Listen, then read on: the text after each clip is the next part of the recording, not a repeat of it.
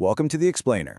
Today we're going to talk about something that's super common for young athletes, but also, let's be honest, super frustrating: Osgood Schlatter disease.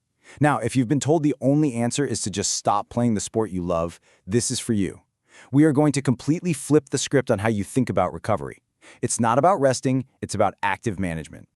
So here's our game plan for today. We're going to start with the pain itself. Then we'll bust some huge myths. After that, we'll get into how your body actually gets stronger, lay out your step-by-step management plan, give you a daily playbook, and finish with a winning strategy that puts you back in the driver's seat. Okay, let's dive right in. All right, first up, let's get right to the big question, the one I know is on your mind, your parents' minds, and probably your coach's mind too. Does this pain in your knee mean you have to stop playing? It's the #1 source of frustration with this whole thing. And the answer, let me just be super clear, is no, you do not have to stop. Look, that feeling of being stuck, of being frustrated, it's totally real and completely valid. But here's the thing. It's based on some really outdated information. You do not have to choose between your sport and your health. There is a much smarter, modern, evidence-based way to get you back to 100% without just sitting on the bench. So, next, let's just tear down the biggest myth about Osgood Schlatter. Because once you understand why pure rest is actually the wrong move, everything about your recovery is going to make so much more sense. For literally decades, the advice was so simple. Just stop playing. Maybe they'd give you a strap or a brace and tell you to wait until you grew out of it. The modern approach? It's completely different. It's all about active management, modifying how much you do and smartly loading the tissue to actually make it stronger. Now, this is really interesting because it just directly confronts what you've probably heard. So look at this first one. If I rest more, I'll heal faster. It sounds logical, right? But the truth is, rest doesn't actually speed up the healing of that growth plate. Your own biology is in control of that timeline. What rest does do is make your knee's capacity to handle load go way down, making it weaker and more sensitive when you eventually try to come back. So the bottom line is this: pure rest isn't just ineffective, it actually works against you. You lose the fitness you've worked so hard for. Your skills get rusty. You start to feel disconnected from your teammates. And maybe worst of all, you can start to lose that feeling of being an athlete. These are real costs, and they're costs we absolutely want to avoid. So if just sitting on the sidelines isn't the answer, then what is? Well, to understand that, we kind of need to look under the hood and see what's actually happening inside your knee and how your body really adapts and gets stronger. Okay, so the spot that's irritated has a specific name. It's called an apophysis. For Osgood Schlatter, we're talking about the tibial tubercle. It's basically a growth plate right below your kneecap, and it's where your super powerful patellar tendon attaches to the bone.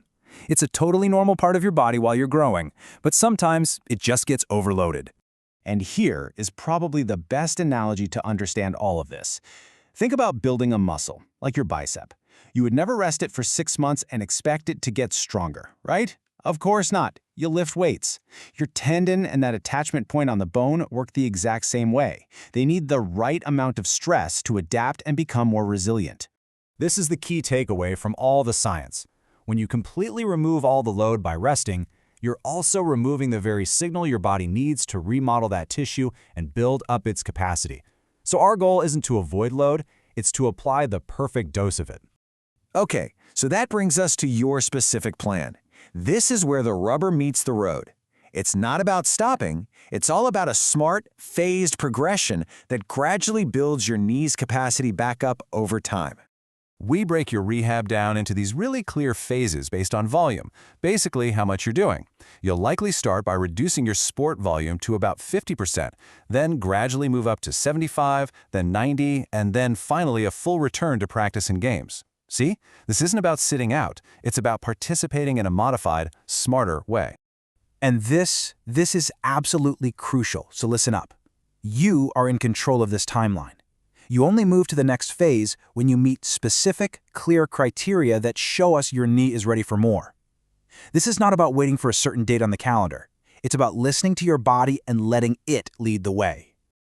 Okay, so that all sounds good in theory, but how do you actually do this day in and day out? Well, this is your daily playbook. This is what's going to lead to your success.